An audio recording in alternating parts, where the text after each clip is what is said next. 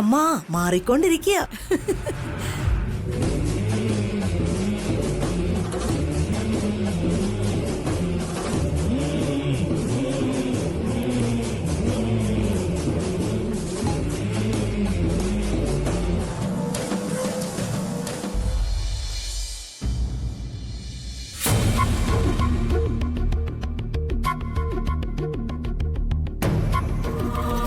സ്വത്ത് മുഴുവൻ മൂന്നായി ഭാഗിച്ച് അത് തുല്യമായി പങ്കുവച്ചാൽ ഒരു പ്രശ്നവും ഉണ്ടാവില്ല.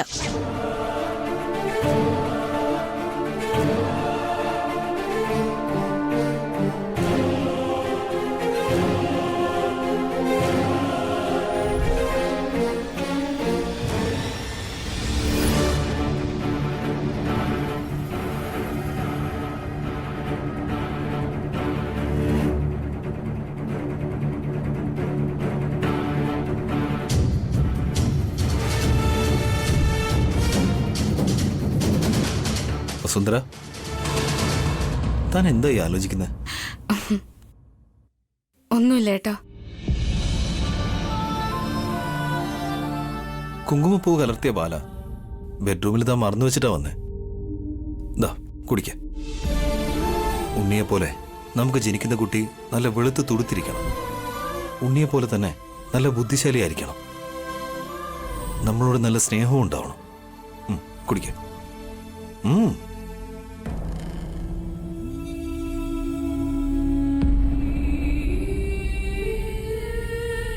അതെ ഏട്ടാ, ഡൈനിങ് ടേബിളിൽ ഇരുന്നപ്പോ അമ്മ പറഞ്ഞ കാര്യങ്ങളൊന്നും കേട്ടിട്ട് ഏട്ടനൊന്നും തോന്നിയില്ലേ? ശരിക്കും മോശമായിപ്പോയി ഏട്ടാ. അഭിയും വസുവും വീട്ടിൽ വന്ന ഉടനെ സ്വത്ത് ഭാഗം വെക്കുന്നതിനെ കുറിച്ചാണോ സംസാരിക്കുന്നത്? പിന്നെ അവൻ നമ്മളെ ഈ വീട്ടിൽ നിന്ന് പുറത്താക്കിയിട്ടാണോ സംസാരിക്കേണ്ടത്? അഭിയുടെ ജീവൻ പോയാലും അവൻ അങ്ങനെയൊന്നും ചെയ്യില്ലെന്ന് ഏട്ടന് അറിയാവുന്നതല്ലേ? എനിക്ക് മനസ്സിലായിടത്തോളം അവരൊരിക്കലും സ്വത്തിനെ പറ്റി സംസാരിച്ചിട്ടില്ല. ഇപ്പൊ എന്തിനാ സ്വത്ത് ഭാഗം വെക്കുന്നതിനെ പറ്റിയൊക്കെ സംസാരിക്കുന്നത് എന്തിനാന്ന് ആലോചിച്ചിട്ട് മനസ്സിലാവുന്നില്ല. അമ്മ വെറുതെ കാഷ്വലായിട്ട് പറഞ്ഞായിരിക്കും വസുന്ധര. അതുകൊണ്ടാ ഞാൻ റെസ്പോണ്ട് ചെയ്യാത്ത. താനും അത് സീരിയസ് ആയിട്ട് എടുക്കരുത്, ഓക്കെ? ഇപ്പൊ നമ്മളിത് സീരിയസ് ആയിട്ട് എടുത്തില്ലെങ്കിൽ ഒരിക്കലും നമുക്ക് സ്വത്ത് കിട്ടാൻ പോകുന്നില്ല. അത് ശരിയാ അഖിൽ. പക്ഷേ അഭിയേട്ടൻ എന്താ റെസ്പോണ്ട് ചെയ്യാത്തെ? ഈ കാര്യം എനിക്ക് എപ്പോഴേ മനസ്സിലായതാ എടുത്തി. അഭി ആകെ മാറിപ്പോയി. വസു അവനെ മാറ്റിയെടുത്തു. അത് എടുത്തിക്ക് മനസ്സിലാവാനാ അഭിയോട് സ്വത്ത് ഭാഗം വെക്കുന്ന കാര്യം ഞാൻ പറയാൻ പറഞ്ഞത്. അമ്മ ചോദിച്ചതുകൊണ്ടല്ല വസു. നമ്മളെല്ലാ കാര്യവും നേരത്തെ ഡിസൈഡ് ചെയ്തതല്ലേ. സ്വത്ത് മുഴുവൻ കുട്ടികളുടെ പേരിൽ എഴുതാന്ന്. ഒരു കാര്യം ചെയ്യാം, ഈ കാര്യം ഞാൻ അമ്മയെ അറിയിച്ചിട്ട് വരാം. ഇപ്പൊ അതൊന്നും വേണ്ട ഏട്ടാ. സാഹചര്യം അനുസരിച്ച് പറയാം. ആലോചിക്കേണ്ട സമയം ഇത് തന്നെയാ ഭാവനെ. നമ്മുടെ കുട്ടികളെ പറ്റി, അവരുടെ ഭാവിയെ പറ്റി ഇപ്പൊ തന്നെ ആലോചിക്കേണ്ടതുണ്ട്. അതിനുവേണ്ടി സ്വത്ത് നമ്മുടെ കയ്യിൽ വന്നേ പറ്റൂ. എന്ന് പറഞ്ഞ് ഇത്രയൊക്കെ മോശമായിട്ട് പെരുമാറണമെന്നുണ്ടോ? എന്നെ കൊണ്ട് അതിന് പറ്റില്ല. ഇതൊന്നും മനസ്സിലാവാതിരിക്കാൻ വസു അത്ര മണ്ടിയൊന്നുമല്ല. എനിക്ക് അഭിനയിക്കാൻ പറ്റില്ല. ഞാൻ തന്നെ എല്ലാം പറഞ്ഞു പോവോ എന്തോ. അങ്ങനെ ചെയ്ത ഭാസ്കരേട്ടൻ ഫാന് കെട്ടി തൂങ്ങി ആത്മഹത്യ ചെയ്യും. അതുകൊണ്ട് ഭാവന എടുത്ത് വാ തുറക്കാനേ പോകുന്നില്ല. നീ ആരോടൊന്നും പറയില്ലെന്നറിയാം. സ്വത്ത് എനിക്ക് സ്വന്തമാകുവാണെങ്കിൽ എനിക്ക് അത് മതി അഖിൽ. എന്റെ മോം നിന്നെ എന്നെയും പിരിക്കാൻ പാടില്ല, അത്രേ ഉള്ളൂ. ഈ കുടുംബം എപ്പോഴും ഒത്തൊരുമയോടെ കഴിയണം. അതാ അച്ഛന്റെ അമ്മയുടെ ആഗ്രഹം. എന്റെ ആഗ്രഹം അത് തന്നെയാണ് വസുന്ധര. വേണമെങ്കിൽ സ്വത്തിലെ നമ്മുടെ പങ്കും കൂടെ അവർക്ക് എഴുതി കൊടുക്കാൻ ഞാൻ തയ്യാറാണ്. പറഞ്ഞത് മനസ്സിലായോ എടുത്തി? സ്വത്ത് മൊത്തം അഖിലിന്റെ ഭാസ്കറിന്റെ പേരിലാണെങ്കിലേ അഭി നമ്മുടെ വാക്ക് കേൾക്കൂ. അപ്പൊ വസു നമ്മുടെ കൈക്കുള്ളിലാകും. അങ്ങനെയല്ലെങ്കിലേ ഭാസ്കറിന്റെ അഖിലിന്റെയും കാര്യം ഭിക്ഷ യാചിക്കേണ്ട അവസ്ഥയിലെത്തും. അതും അല്ലെങ്കിൽ അവര് ആത്മഹത്യ ചെയ്യാൻ നിർബന്ധിതരാകും. നീ വസുവിനോട് സത്യം പറഞ്ഞാ പിന്നെ ഞാൻ ജീവനോടുണ്ടാവില്ല എന്ന് ഒരിക്കൽ നിന്നോട് ഞാൻ പറഞ്ഞു കഴിഞ്ഞു. എന്നെ കൊല്ലുന്നതിന് പകരം ആ വസുവിന്റെ വയറ്റിൽ വളരുന്ന കുഞ്ഞിനെ കൊല്ലാൻ നോക്ക്. അവക്ക് എങ്ങനെയെങ്കിലും അബോഷനാക്ക്.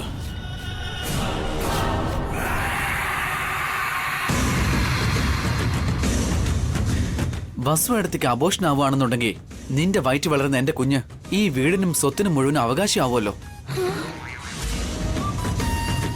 അതിന് എന്റെ വയറ്റില് കുഞ്ഞൊന്നും ഇല്ലല്ലോ. പിന്നെ ഭാസ്കരേട്ടൻ ഒരു പാവം ആയതുകൊണ്ട് ഈ വീടും സ്വത്തും എല്ലാം നമ്മുടെയും നമ്മുടെ കുഞ്ഞിന്റെയും പേരിലാവും. അല്ലെങ്കിൽ ഏട്ടന്റെന്ന് ഞാൻ തട്ടിയെടുക്കും. ആ, ആ, ഞാൻ ഇപ്പൊ വരാമേ, പെട്ടെന്ന് തന്നെ വരാം. കാർത്തിക, ഇവളിത് എങ്ങോട്ടേ പോകുന്നേ? നല്ലോണം ആലോചിച്ച് നോക്കിയെടുത്തി.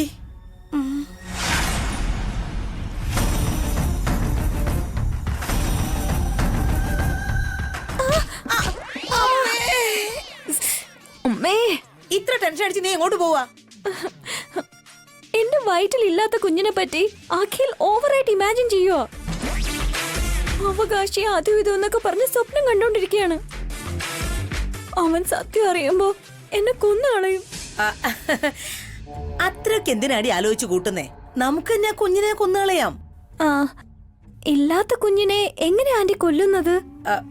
ആ വസുവിന് അബോർഷൻ ആകുന്നതിന് മുമ്പേ നിനക്ക് അബോർഷനായി കുഞ്ഞു മരിച്ചു പോയെന്ന് എല്ലാരെയും വിശ്വസിപ്പിക്കാം. അതിന് കാരണക്കാരി വസു ആണെന്ന് കൂടി നമുക്ക് പറഞ്ഞുണ്ടാക്കാടി. ഒറ്റയടിയില് 2 കുഞ്ഞുങ്ങളും സ്വാഹ. നിങ്ങള് സൂപ്പറാണ് ആന്റി.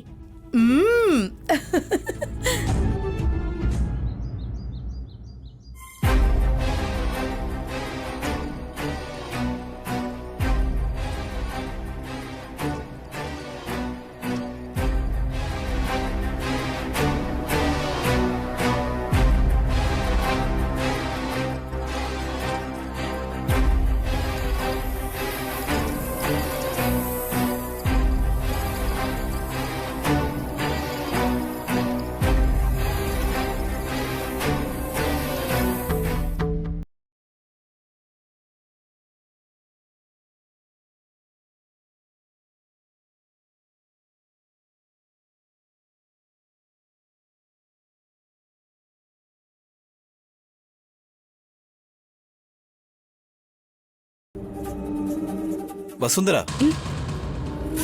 എന്താ ഏട്ടാ? താനിത് ഏത് ലോകത്താ? ഞാൻ ഓഫീസിലേക്ക് പോവാ. എന്റെ ബാഗ് താ.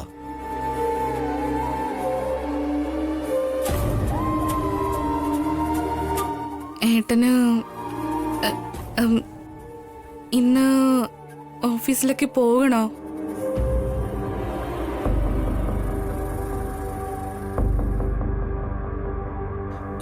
എന്ത് പറ്റി വസുന്ധര? ഏട്ടൻ ഇന്ന് പോണ്ട. എനിക്ക് എന്തോ ഒരു വല്ലായിക പോലെ. ഇന്നത്തെ ദിവസം ഏട്ടൻ എന്റെ കൂടെ ഒന്ന് നിൽക്കുവോ? എന്താ വസുന്ധര ഇത്? ഈ വീട്ടിലേക്ക് തിരിച്ചു വരണമെന്ന് താൻ ഒരുപാട് ആഗ്രഹിച്ചല്ലേ? ഇപ്പൊ തിരിച്ചു വന്നതിന് ശേഷം എന്തിനാ വല്ലായിക എന്നൊക്കെ പറയുന്നത്? അത് അത് അത് പിന്നെ എങ്ങനെ പറയണമെന്ന് എനിക്ക് തന്നെ അറിയില്ല ഏട്ടാ. നമ്മുടെ വീട് വിട്ട് പോകുന്നതിന് മുൻപ് ഇങ്ങനെയൊന്നും ആയിരുന്നില്ല. പക്ഷേ ഇപ്പൊ എന്തോ ഒരു വ്യത്യാസം കാണുന്നു. എന്ത് വ്യത്യാസം വസുന്ധര? പറഞ്ഞോ. അതാണ് എനിക്ക് മനസ്സിലാകാത്തത് ഏട്ടാ. പ്ലീസ്, ഇന്നൊരു ദിവസം ഏട്ടൻ എന്റെ കൂടെ നിൽക്കുവോ? വസുന്ധര, പ്രഗ്നന്റ് ആയിരിക്കുമ്പോ ഭർത്താവ് തന്റെ കൂടെ ഉണ്ടാവണമെന്ന് എല്ലാ ഭാര്യമാരും ആഗ്രഹിക്കും. തനിക്കും അങ്ങനെ തോന്നുന്നുണ്ടോ? അത് എങ്ങനെ പറഞ്ഞ് മനസ്സിലാക്കി തരണമെന്ന് അറിയില്ല ഏട്ടാ. താൻ ആവശ്യമില്ലാതെ ഓരോന്ന് ആലോചിച്ചു കൂട്ടുക. നമ്മുടെ വീടിനെ കുറിച്ചും സംസ്കൃതി ഈവൻസിനെ കുറിച്ചും ഇപ്പൊ തന്നെ പുറത്തുള്ളവർ ഓരോന്നോരോന്ന് പറഞ്ഞു കൂട്ടുക. ഞാൻ ഓഫീസിലേക്ക് പോയില്ലെങ്കിൽ നമ്മുടെ കമ്പനിക്ക് ഭയങ്കരമായിട്ടുള്ള ചീത്തപ്പേരുണ്ടാവും.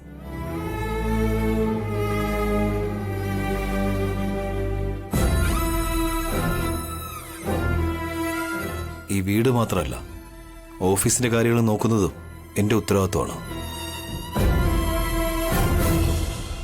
താൻ ഒന്നുകൊണ്ടും പേടിക്കേണ്ട ആവശ്യമില്ല. വീട്ടിൽ അമ്മ, ഏട്ടത്തി, കാർത്തിക എല്ലാവരും ഉണ്ട്. താൻ ഹാപ്പി ആയിട്ടിരിക്കണം. ഓക്കെ? ഞാനും താഴേക്ക് വരാം. ശരി.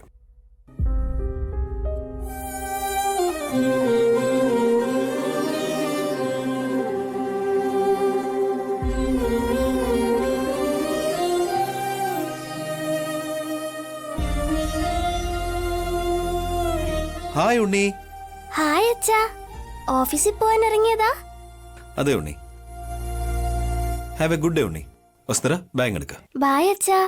ആ എടുത്തി.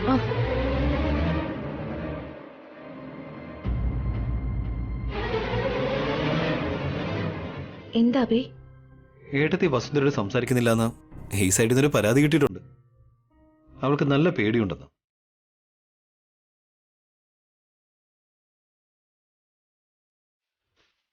എന്റെ അടുത്ത് കൂട്ടിരിക്കാനാ പറയുന്നത്.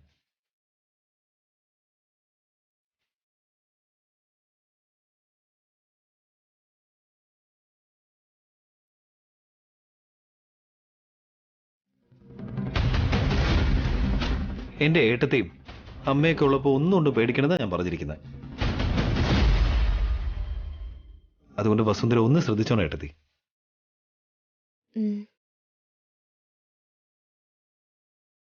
സംഭവിച്ചതെല്ലാം മനസ്സിൽ വെച്ചിട്ട് ഏട്ടത്തി വെറുതെ ഗിൽറ്റി ആയിട്ടിരിക്കരുത്. എല്ലാം മറന്ന് ഹാപ്പി ആയിട്ടിരിക്കണം.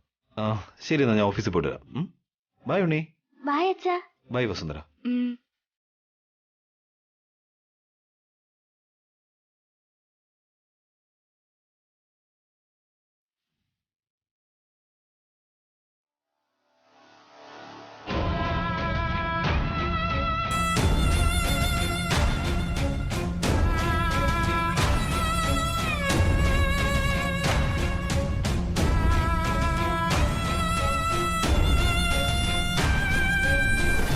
അമ്മേ,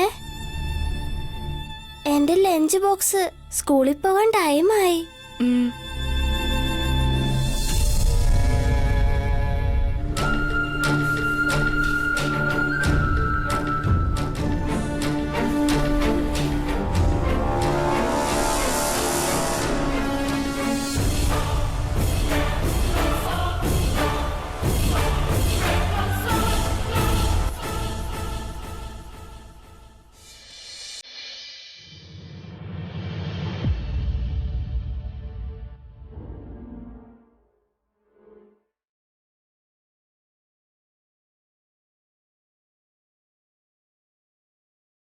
കാര്യങ്ങൾ എന്താ ഇളയമേ?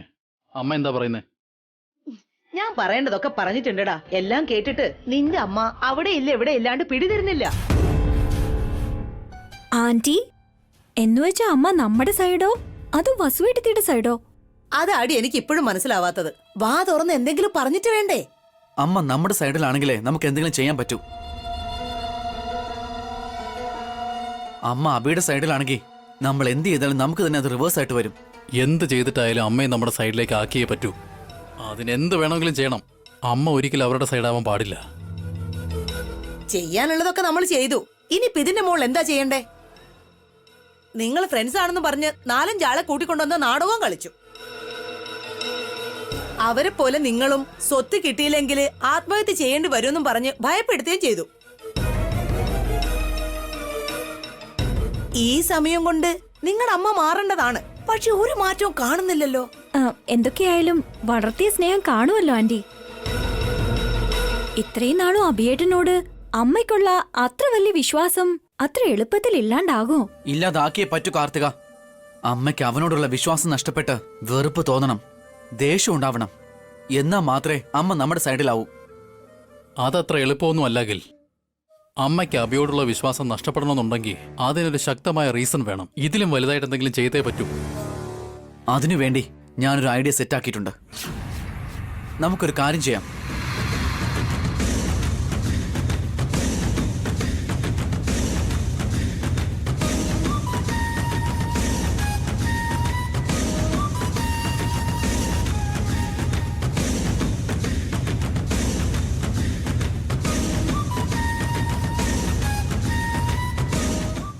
പ്ലാൻ നന്നായിട്ടുണ്ടാക്കിൽ. പക്ഷേ വസുവേട്ടത്തി വലയിൽ വീഴോ?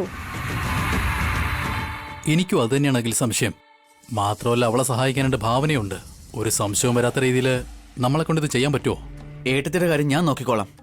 ഇളയമ്മേ, ആ സമയം അമ്മയെ ഹോളിലേക്ക് കൊണ്ടുവരണം. നീ അലേർട്ടായിരിക്കണം കാർത്തിക. ഓവർ ആക്ടിംഗ് ഒന്നും വേണ്ട. ഇന്ന് എങ്ങനെയാണെങ്കിലും ശരി അമ്മയെ നമ്മുടെ സൈഡിലേക്ക് ആക്കണം. ഇളയമ്മേ, ഞാൻ പറഞ്ഞ പോലെ ചെയ്യാം.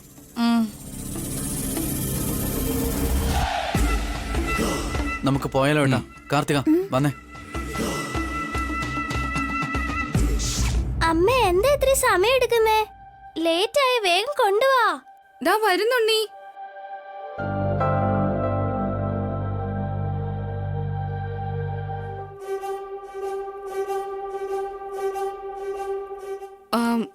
ഉണ്ണി, നീ ഇന്നൊരു ദിവസം സ്കൂളിൽ പോകാതെ വീട്ടിൽ തന്നെ നിൽക്കാൻ പാടില്ലേ? ഇന്ന് പക്ഷെ സ്കൂളിന് അവധിയൊന്നും ഇല്ലല്ലോ അമ്മേ. പിന്നെങ്ങനെ വീട്ടിലിരിക്കുന്നേ? നിന്റെ അച്ഛനും നിൽക്കാൻ പറ്റില്ല എന്ന് പറഞ്ഞ് ഓഫീസിലേക്ക് പോയി. ഇപ്പൊ നീയും സ്കൂളിലേക്ക് പോണെന്ന് പറഞ്ഞ് നിക്ക. ഒരു ദിവസം സ്കൂളിൽ പോയില്ലെന്ന് പറഞ്ഞ് എന്താ സംഭവിക്കുക? അമ്മേ, ബാക്കിയുള്ള അമ്മമാര് സ്കൂളിൽ പോയില്ലെങ്കിലാ വഴക്ക് പറയുന്നേ. അമ്മ എന്താ അമ്മേ സ്കൂളിൽ പോകുന്നെന്ന് പറഞ്ഞപ്പോ വിഷമിച്ച് നിക്കുന്നേ? എന്താ ഉണ്ണി? ഒന്ന് നോക്ക് വല്യച്ഛാ, വീട്ടിലിരിക്കാൻ അമ്മയ്ക്ക് പേടിയാണെന്ന് തോന്നുന്നു. എന്നോട് സ്കൂളിൽ പോകണ്ടെന്നാ പറയുന്നേ.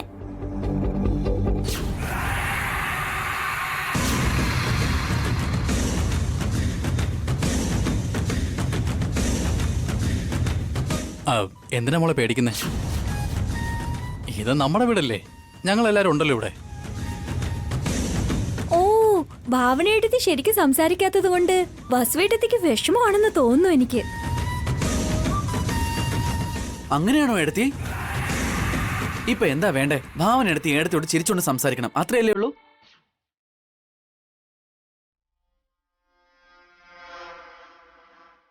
ആ, ഞാനൊരു ഐഡിയ പറയട്ടെ.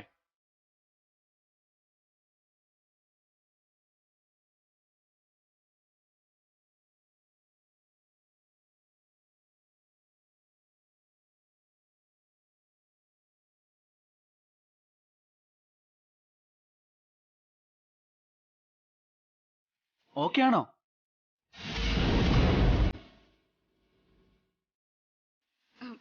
വേണ്ട അഖിൽ, അങ്ങനെയൊക്കെ ചെയ്താ ചേച്ചി വിഷമിക്കില്ലേ? പ്രാങ്കല്ലേ എടുത്തി? എല്ലാം കഴിഞ്ഞ ശേഷം നമുക്ക് സത്യം പറഞ്ഞേക്കാം. അപ്പൊ എടുത്തി ഹാപ്പി ആവില്ലേ? എന്നാലും എടുത്തി ഇനി ഒന്നും പറയണ്ട. ദേ, എടുത്തി വരുന്നുണ്ട്. വേണ്ട അഖിൽ, ഞാൻ പറഞ്ഞ പോലെ ചെയ്യോ? ഒന്ന് നിന്നെ.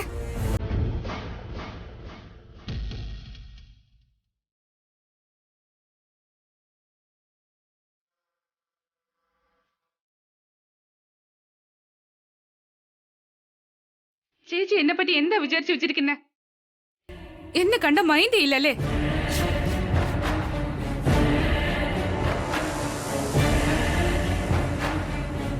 എന്നെ കണ്ടിട്ട് കാണാത്തത് പോലെ അങ്ങ് നടക്കുകയല്ലേ?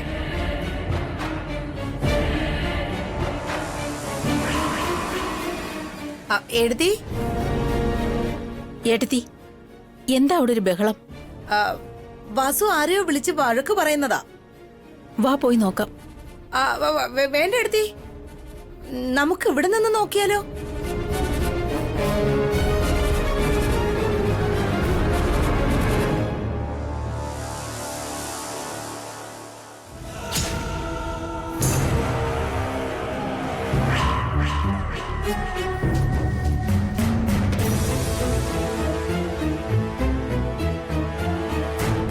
ഈ സ്വത്തുക്കളൊക്കെ എന്റെ ഭർത്താവിന്റെയാ, എന്ന് വെച്ചാ എന്റെയും.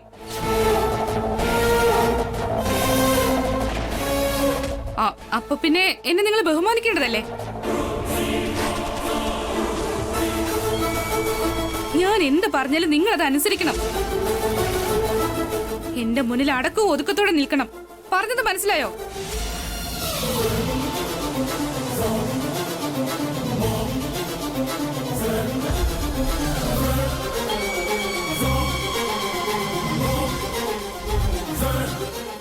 നിക്ക് എടുത്തി, നിക്ക്.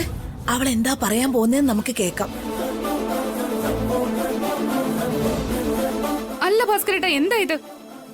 അഖിലിന്റെ കൂടെ ചേർന്ന് വീട്ടിൽ തന്നെ ഇരിക്കുന്നേ? ഏട്ടൻ ഓഫീസിലേക്ക് പോയിട്ട് എത്ര നേരമായെന്നറിയോ? സ്വത്ത് മുഴുവൻ ഞങ്ങളുടേതാണെങ്കിലും ഏട്ടൻ ഇപ്പോഴും കഷ്ടപ്പെട്ട് ജോലി ചെയ്തോണ്ടിരിക്കുക. ഒരു രൂപ പോലും എടുക്കാനില്ലാത്ത നിങ്ങള് ഇവിടെ ഹാപ്പി ആയിട്ടങ്ങ് കഴിയാ.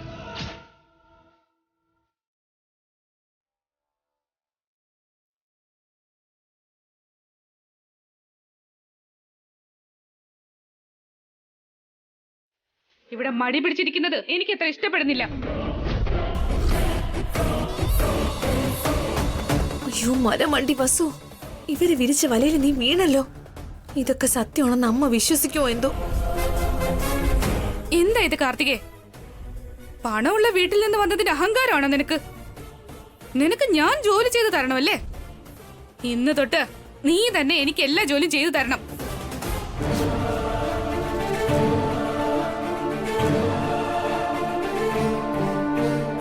എന്ന് വെച്ചാ എന്നെ എന്റെ വയറ്റിലുള്ള കുഞ്ഞിനെ നന്നായിട്ട് നോക്കണമെന്ന് പറഞ്ഞത് മനസ്സിലായോ?